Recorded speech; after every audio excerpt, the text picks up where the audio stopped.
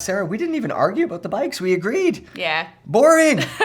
You need Casimir back in here. Right. You guys can argue about 2-piston, 4-piston brakes. Yes, exactly. I'm just like, we need brakes that work. Yes, we exactly. agree on that.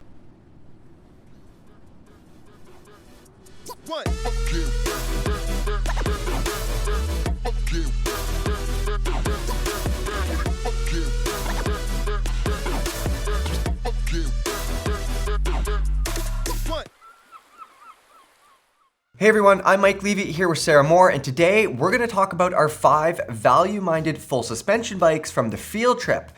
We're going to boil it down to which full suspension bike we prefer, which one offers you the most performance for your dollars, and we'll figure out which trail bike best suits what type of rider. Our 5 full suspension bikes include the $2,300 Devinci Marshall, the $2,369 Polygon Siskiu, the $2,500 Giant Trance X, the $2,849 Marin Rift Zone, and the $3,000 Ibis Ripley. Sarah, that's a $700 price spread between those 5 bikes, but they all have one thing in common. They're trying to offer you a whole lot of performance for a relatively low amount of money, especially compared to the $7,000, $8,000, $9,000, and $10,000 super bikes that we're usually reviewing. Now, I'm not complaining about reviewing those bikes, don't get me wrong, but I was definitely surprised by a few of these. Let's start with the good stuff first. The Polygon Siskiu T8 for $2,369. This bike offers a ton of performance for your money. Now, a lot of that is down to the bike's suspension, but it also really suited one of our fast, rough test laps that we use for evaluating these bikes.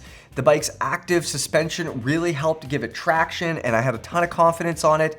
And I have to say that the whole thing felt super solid as well, too. When I was riding it, it felt stiff, never made any strange noises. And I mean, look at it, doesn't it look expensive? It looks great. Right? Another bike that it seemed that you really liked was that Ibis Ripley. Yeah, of course, that thing, I mean, I was always gonna like Ripley, I think, but $700 more. It's also a very different bike than the Polygon. The Ripley is more of a speedy trail bike, where the Polygon is more forgiving all-rounder.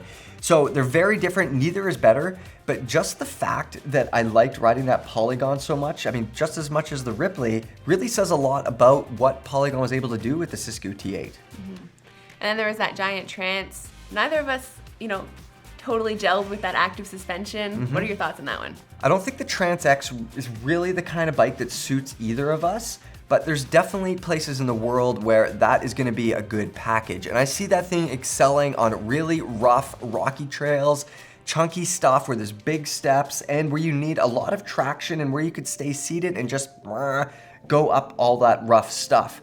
If you live somewhere like Sedona, Arizona, or like a rocky desert place like that, I mean, it's a nice forgiving bike that really saves a lot of wear and tear on the rider.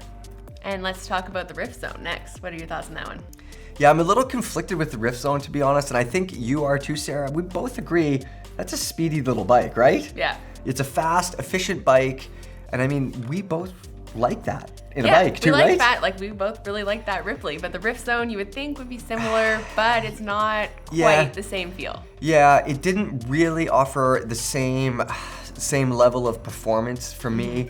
I didn't really gel with the handling as much either.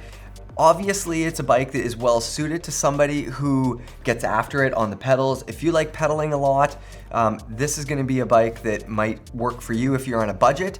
And I'll say this again, it's definitely not for you if you frequent really rough, rowdy terrain and want a short travel bike to do it. That's not this bike. But if you live somewhere where the trails are smoother, I mean, yeah.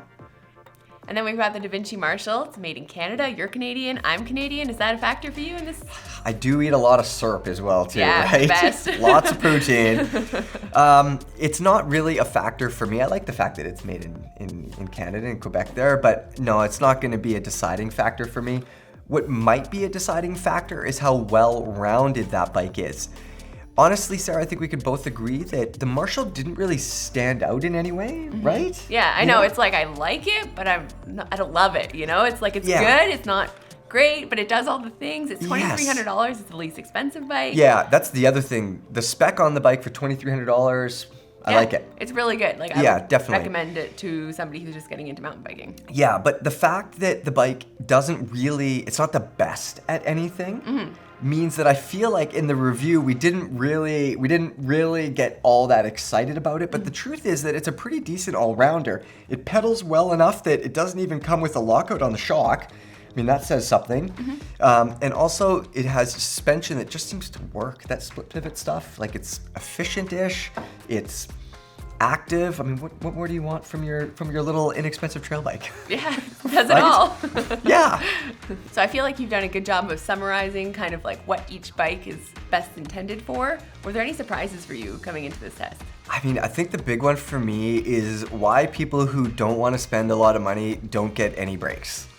I feel like that's strange. Like, it's always the sacrifice. Yeah, product managers. Ooh, what can we cut costs on? But brakes. The thing is, safety these first, bikes, not safety first. But Sarah, these bikes are coming with like super expensive tires that work really well, and that's great. I love that. Tires are expensive, and it's great that someone who's buying the Stoic for $1,100 doesn't need to go out and buy better tires right away until they wear out. But shouldn't they be able to have some good, powerful brakes? You would hope so. Yeah, so a lot of these bikes are spec'd with resin or organic pads and the rotors that you need for those, and they really just lack power. And the big one for me is that initial bite. There's not a lot of initial grab there when you want it, and you can solve that by changing the pads and the rotors. Yeah, something else that I want to talk about too, Sarah, is ergonomics with some of this stuff. Casimir and I, we talked about it a bunch last year at the Value Field Trip in Sedona, but when you take a SRAM shifter and a Shimano brake lever, the two just like, it doesn't... They don't work as well together, yeah. But it's interesting. There's a lot more Shimano Dior now that Shimano has a more affordable drivetrain available, so there was a lot less of that issue. I think it was only the giant Trance X in this full suspension category that had an NX or an SX drivetrain. Yeah, exactly, yeah. And just the ergonomics, they're not great, and I feel like, again, you shouldn't get penalized for that. Like, you should be able to reach the shift paddle even though you only spent $1,000 or $2,000 on your bike. You spent $2,000, you're not allowed to shift. Like, what the hell? Yeah, going back to back with bikes that had the SX and the Shimano brakes versus the bikes that had the 12-speed Dior was so difficult. Like, it was just... You're reaching, really. Yeah. Yeah, exactly. It's like, I'm just gonna change gears. Oh wait, no, I'm not. I'm gonna move my hand over, change gears, and then keep riding. Yeah, so, okay, maybe I've complained about this stuff before from the last field trip in Sedona, the Value Field Trip we did last year, so maybe I shouldn't be that surprised. But come on, guys. Just make the brakes work. Make the brakes work. All right, we're not looking at value, we're just looking at the 5 bikes. Which one are you gonna choose to ride? I mean, you've been with me riding all these bikes. I think you already know. I would pick that Ibis Ripley. It's not specifically because it's the most expensive. It just happens to be the most expensive of the bunch. It's got expensive taste, $3,000. Yeah. I mean, I've said many times that I like bikes that have a lot of energy to them, bikes that respond to you when you push down on the pedals, and the Ripley with its DW suspension does exactly that. I love riding bikes with way more travel, but there's something about a trail bike that isn't pushing around more suspension than it needs. And the Ripley is exactly that. And I think that clarity and focus lets it excel at exactly what it was meant to be. An efficient, precise trail bike. And I mean, that's the kind of bike that I like riding where we're testing these machines for sure. Yeah, I agree that if I had to spend time on any of these bikes, it would be that Ibis Ripley, but that Polygon really surprised me. I was pretty excited every time I got to do a test lap on that bike. Yeah, Polygon, I mean, that thing, $2,369. I think that's the standout performer for the full suspension category for me. That thing offers you a ton of performance for your money, and that's the standout for the full suspension bikes. All right, everybody, that's it from our roundtable discussion for the full suspension bikes at the Value Bike Field Trip. Remember to subscribe to the channel so you don't miss any videos.